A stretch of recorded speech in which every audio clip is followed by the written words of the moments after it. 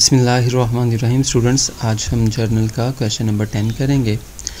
तो journal start करने से पहले हम जो डेबिट क्रेडिट के रूल्स हैं जिनकी बेस पे जर्नल बनाया जाता है, तैयार किया जाता है, इसमें ट्रांजैक्शंस को एंटर किया जाता है, वो रूल रिवाइज कर लेते हैं।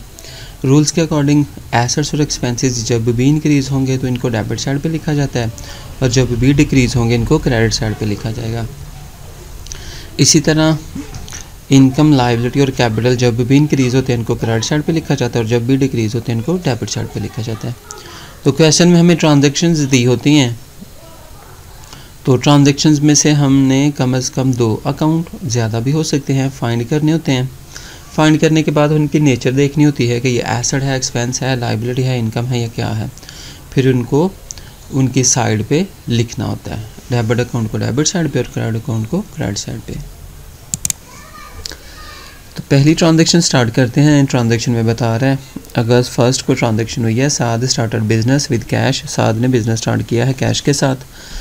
तो इस ट्रांजैक्शन में 2 अकाउंट इन्वॉल्व होंगे, कम से कम 2 अकाउंट, उनको हमने फाइंड करना है। फाइंड करके हमने ये देखना है इंक्रीज़ हो रहे हैं, डिक्रीज़ हो रहे हैं, फिर हमने उनको उनके मुतल्लिका साइड पे लिख देना है।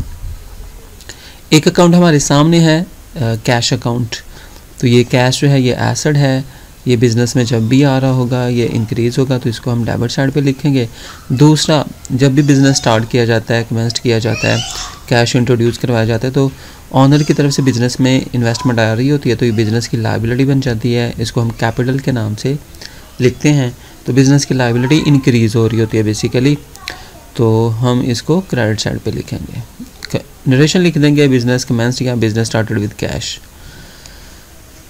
इसके बाद हम दूसरी ट्रांजैक्शन करेंगे जो कि 5 अगस्त को ही, जिसमें बताया गया purchase goods for cash ₹20,000 and credit for ₹10,000 from Ali. एक ही ट्रांजैक्शन में 2 ट्रांजैक्शंस को मर्ज करके बताया गया है। आप इसे ये भी कह सकते हैं मर्ज करके बताया गया है, या ये भी कह सकते हैं कि गुड्स जो है वो कैश बेसिस पे भी ख़रीदी गई हैं और क्रेडिट बेसिस पे भी ख़रीदी गई हैं। तो जो पहला पोर्शन है वो कैश बेसिस का है, और एंड के बाद क्रेडिट फॉर ₹10,000 फ्रॉम अली, ये क्रेडिट बेसिस का है। तो यहाँ पे नाम आया हुआ है, तो इससे भी हमें पता चल जाना चाहिए कि ये क्रेडिट ट्रांजैक्शन है। ऑन अकाउंट ऑन क्रेडिट लिखा हो तो भी ये क्रेडिट ट्रांजैक्शन समझी जाती है। तो हमने गुड्स परचेज़ की हैं, तो परचेजेस हमारी इंक्रीज़ हो रही हैं। परचेजेस इंक्रीज़ कितने की हो रही हैं? टोटल परचेजेस हम लिखेंगे। तो टोटल परचेजेस कितनी हैं? कैश बेसिस पे हमने 20,000 की ख़रीदी है और क्रेडिट पे 10,000 की, तो टोटल परचेजेस हमारी 30,000 की हो जाएंगी।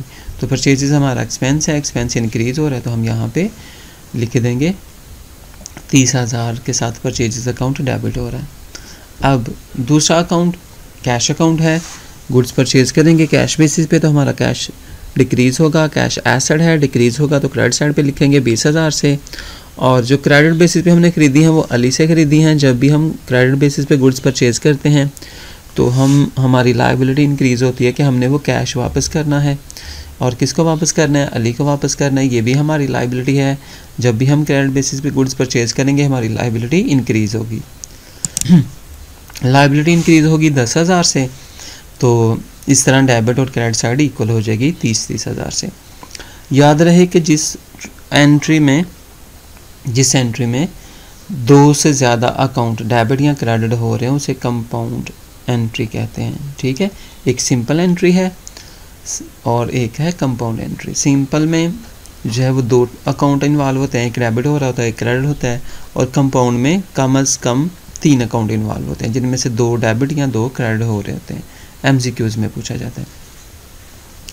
इसके बाद तीसरी ट्रांजैक्शन जो कि 7 अगस्त को हुई है, तो इसमें बताया गया है purchase furniture for cash ₹8,000, furniture purchase किया गया है। तो जब भी कोई एसेट परचेज़ किया जाएगा तो हमने उस एसेट के नाम से ही ट्रांजैक्शन पास करनी है। तो फर्नीचर बिज़नेस का एसेट है, फिक्स्ड एसेट है, परचेज़ करेंगे तो एसेट इंक्रीज़ होगा, और कैश बेसिस पे ख़रीदा है तो ये कैश भी एसेट है, लेकिन ये यहाँ पे डिक्रीज़ हो रहा है।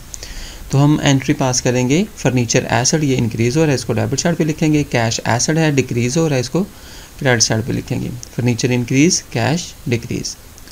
नरेशन लिख देंगे जो भी ट्रांजैक्शन में इवेंट हुआ होता है।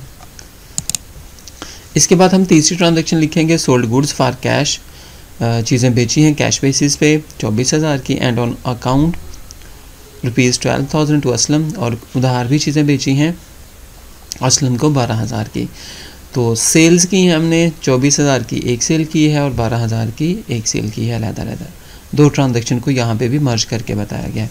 तो सेल जो है वो हमारा रेवेन्यू है, हमारी इनकम है। जब भी सेल होगी हमारी इनकम जो है वो इंक्रीज़ होगी, तो इसको हम क्रेडिट साइड पे लिखेंगे। और हमने कैश बेसिस पे गुड्स बेची हैं कि चीज़ें बेची हैं और कैश हमें वसूल हुआ है, रिसीव हुआ है, हमने कैश लिया है, तो कैश इंक्रीज़ होगा। कैश एसेट है, 24,000 से हमारा कैश इंक्रीज़ हो जाएगा। सेल हम परचेज़ की तरह, जैसे कि 5 अगस्त को हमने टोटल परचेज़ लिखी थी 20,000 और 10,000 30,000 के साथ, तो 9 अगस्त को भी हम यही करेंगे। टोटल सेल जो हमारी थी वो 24,000 जमा 12,000 करके हम लिखेंगे 36,000। ठीक है, तो इसमें कैश अकाउंट जो है वो 24,000 के साथ आएगा डेबिट साइड पे। और जब हम क्रेडिट बेसिस पे चीज़ें बेचते हैं, उधार चीज़ें बेचते हैं, तो हमारे एसेट्स ही इंक्रीज़ हो रहे होते हैं। जब भी हम किसी शख्स को उधार चीज़ें बेचते हैं तो उसके लिए एक स्पेसिफिक टर्म है डेटर, जिससे हमने कैश वसूल करना होता है, डेटर। और जिससे हम ख़रीदते हैं उसके लिए स्पेसिफिक टर्म है क्रेडिटर, ये हमारी लायबिलिटी होती है। और जिसको हम बेचते हैं डेटर, वो हमारा एसेट होता है। तो हम बाय नेम जो है वो एसेट को लिखेंगे, डेटर को लिखेंगे। तो डेटर का यहाँ पे नाम है असलम अकाउंट। ये शो करता है कि हमने असलम से कैश रिसीव करना है, और यहाँ पे जो अली है ये शो करता है हमने अली को कैश पे करना है। ठीक है, तो डेबिट और क्रेडिट साइड की अमाउंट हमेशा इक्वल होनी चाहिए। इसके बाद 15 अगस्त को ट्रांजैक्शन हुई, Ali account settled receiving 400 as discount. जो अली का अकाउंट है वो सेटल कर दिया गया, वो क्लियर कर दिया गया है। अगर उससे हमने चीज़ें खरीदी हैं तो उसको पेमेंट कर दी है, अगर उसको सेल की हैं तो उससे हमने कैश ले लिया। तो यहाँ पे हम देखेंगे हमने किया क्या अली के साथ, कौन सी ट्रांजैक्शन की है। तो 5 अगस्त को अगर आप देखें तो अली से हमने चीज़ें ख़रीदी थी। दूसरा, यहाँ पे जब हम चीज़ें ख़रीदते हैं ना तब हमें डिस्काउंट मिलता है, तब डिस्काउंट रिसीव होता है, कैश पेमेंट पे हमें डिस्काउंट रिसीव होता है। तो अली का अकाउंट सेटल किया हमने और रिसीव किया 400 एज डिस्काउंट, ये डिस्काउंट रिसीव हो रही है। तो अली हमारा जो यहाँ पे है क्रेडिटर है, ये हमारी लाइबिलिटी है, और इसका अकाउंट हम सेटल कर रहे हैं। अकाउंट सेटल का मतलब है जो उसके कैश देना था, उसके पैसे देने थे, वो हमने दे दिए हैं और उससे से डिस्काउंट भी लिया है। तो अली का अकाउंट हमारी लाइबिलिटी थी, ये कम हो जाएगी। अली के अकाउंट में हमेशा फुल अमाउंट लिखी जाएगी जितनी कि हमने उसके अकाउंट में पहले लिखी हुई थी। तो पहले अगर आप देखें 5 अगस्त को तो हमने 10,000 रुपया उसका पे करना था, तो जब हम पेमेंट करेंगे उसका अकाउंट सेटल करेंगे तो 10,000 ही लिखेंगे। अब कह रहा है उसका अकाउंट सेटल किया और डिस्काउंट रिसीव किया, रिसीविंग डिस्काउंट 400। तो डिस्काउंट जो है ये हमारी इनकम है और ये 400 है। अगर आप 10,000 और 10,000 में से 400 माइनस करेंगे तो 9600 हमारे पास आ जाएगा जो हमने उसे कैश दिया है। ये डिफरेंस निकाल के भी हम देख सकते हैं कि हमने कितना कैश पे किया है।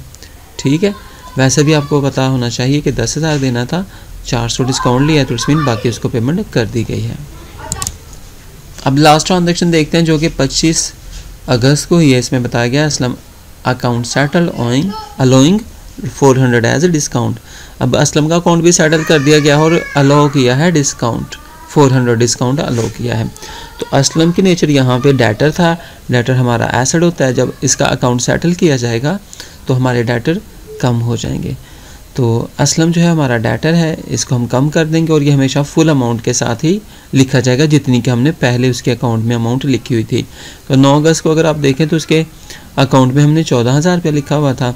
तो जब हम उसका अकाउंट सेटल करेंगे ना तो उतनी ही अमाउंट लिखेंगे जितनी कि हमने उसके अकाउंट में पहले लिखी हुई थी। अच्छा, यहाँ पे अमाउंट जो है वो बाय मिस्टेक गलत है, इसको ठीक कर लेते हैं। ये 12,000 थी तो 12,000 ही लिखी जाएगी। तो यहाँ पे भी हमने ये देखे, हमने 12,000 ही लिखी हुई है, क्वेश्चन में भी 12,000 ही बताई हुई है। तो यहाँ पे हम दोबारा से देख लेते हैं। असलम अकाउंट सेटल किया है 400 डिस्काउंट के साथ। तो असलम का अकाउंट क्रेडिट हो जाएगा, अगर पहले डेबिट था, जब सेटलमेंट करेंगे तो ये क्रेडिट हो जाएगा, ये डेटर्स डिक्रीज़ हो जाएंगे 12,000 के साथ, फुल अमाउंट के साथ। अब डिस्काउंट कितना अलाउ किया, डिस्काउंट अलाउ हमारा एक्सपेंस होता है, बिजनेस का लॉस होता है। ये जब भी इंक्रीज़ होगा, जब भी आएगा, हम ये डेबिट साइड पे लिखेंगे। और 12,000 और 400 का डिफरेंस निकाल के हम ये अज्यूम करेंगे कि हमें 11,600 कैश मिला है।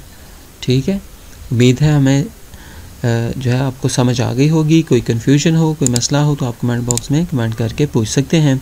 मेरा क्वेश्चन ये है कि डिस्काउंट रिसीव्ड की क्या नेचर है और डिस्काउंट अलाउड की क्या नेचर है, ये आप लाजमी कमेंट बॉक्स में बताइएगा। बहुत शुक्रिया, अल्लाह हाफिज़।